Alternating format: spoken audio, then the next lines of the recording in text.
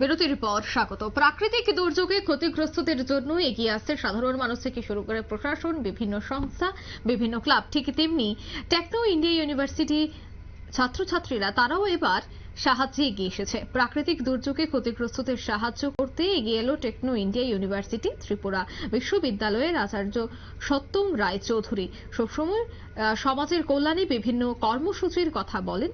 দুর্গত মানুষের সেবা প্রদান তার আদর্শ। তার নির্দেশেই শুক্রবার উদয়পুরের কাকরাবন হায়ার সেকেন্ডারি স্কুলে আয়োজন করা হয়েছিল স্বাস্থ্য শিবির। সেখানে 160 জন রোগীকে স্বাস্থ্য পরীক্ষা সহ বিনামূল্যে ঔষধ বিতরণ করা হয়।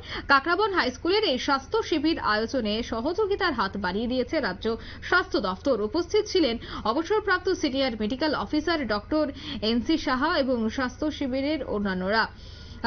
স্বাস্থ্য শিবিরেও অন্যান্যরা এসেছেন, বিশেষ করে উপাচার্য অধ্যাপক ডক্টর রতন কুমার সাহার সঙ্গে টিআইটির শিক্ষক এবং অন্যান্য কর্মচারীরা।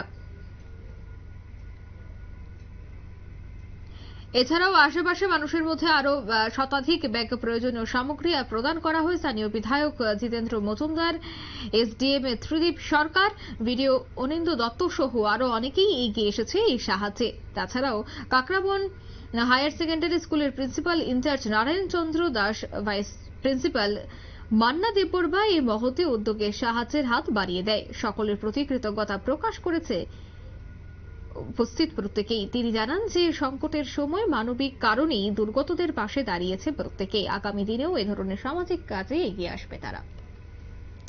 নিয়ে নিচ্ছি ছোট্ট একটি বিজ্ঞাপন বিরতি, সঙ্গে থাকুন।